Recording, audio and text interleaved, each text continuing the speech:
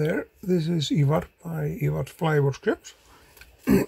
Today we are going to tie a classic nymph by Sawyer, which is called Pheasant Tail. There are lots of Pheasant Tails video out there, but I'm gonna show you guys how I tie the Pheasant Tail, or the PT like we call it here in Iceland.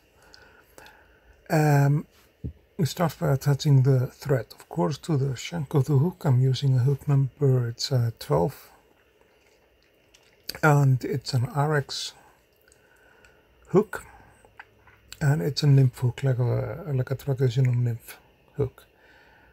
The first thing we do is to attach the tail of the fly, but the tail is made out of the pheasant's tail, this feather here, exactly.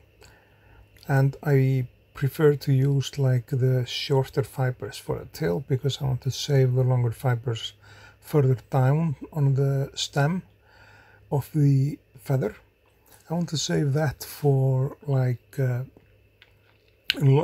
longer fibers to build the body of the fly and stuff like that. So that's how I prefer to do that. And the tail is there.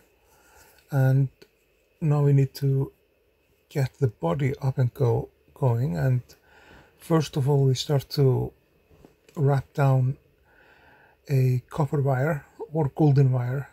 It doesn't actually matter, but I use a thin one or a small size. And when we build the body of the fly up, is that we wrap the wire in the other direction than the feather. You'll see that. And the reason for that is simply that it's like the body binds, and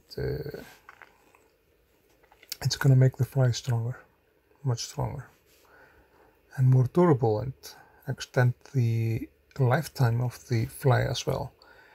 But we take like the relatively long fibers of the feather for building on the body, and then we leave the thread there just like a millimeter in front of the center of the hook, and then we wrap around the feather, and I'm wrapping it like in the other direction than the thread, so it's gonna be like a little tricky to like attach it here, but it's better that way, absolutely. And it may be in some cases loose, but you will get in, like we say, you will get in touch with it in time. Then we will wrap the wire the other way, like the different direction, so that binds the body of the fly and makes a really cool body actually. And then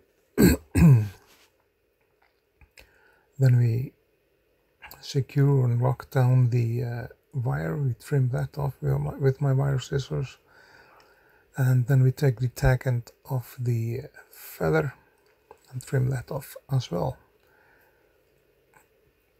And those tiny leftovers of fibers, you can remove them if you like. I like to remove at least the biggest parts of it, simply to keep the thorax and what's coming on the fly, to keep that even as possible. And for the thorax, you can actually build the thorax out of many things. You can dub it, you can make a peacock thorax, and you can make it out of pheasant tail, like the original pattern is.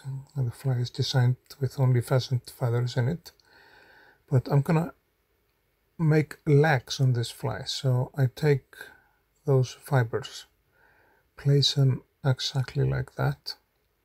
It's like half a centimeter or 5 millimeters. And this is the thorax area. You have to place a feather just like on there, so it's like a similar part of the feather and that end, not the tag end, you have to use this end which are pointing from the narrower end, and try to keep it on the top of the shank of the hook. It's gonna look better that way. And then we tie that down to the shank of the hook, and the wing case is going to be formed with the larger part of this feather we just attached. And you can, for the body or under the thorax, you can use fibers from the pheasant. You can as well use dove. You can as well use peacock. You can just use whatever you kind of prefer. And in this case, I'm going to use peacock hearl. So we'll be using, it's a matter of 4, usually 4 strands, 4 maybe 5, depends on the size of the hook size you are working with. Then we attach the peacock hearl down to the and into the thorax area, and the shell or the wing, the undeveloped wing is gonna come. You will see that when we when we get a little bit further into the tying the fly. Then you wrap the peacock around and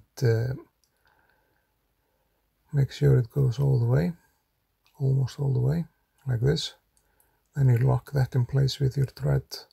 And it's okay if one of the fibers didn't make it. It's just, we'll just trim that off. It's gonna be no big deal when the wing case is in its place. It's gonna hold it down for sure. I need a few wraps there just to make sure everything is stuck there. Then we take the feather and create the wing case over the thorax, like this, and wrap it like tightly, not that tight that you'll break the thread, but like 5, 6 wraps, and then with thin scissors trim that down all the way down as close as possible. And then we start to form the head of the fly, like a tiny little head on it. You don't need a big head on it. Then those fibers sticking out there, those fibers are the legs of the fly, and we try to intersect the fibers, so kind of like a half and half, half to the left, half to the east, so to the right, sorry, not east, but so it's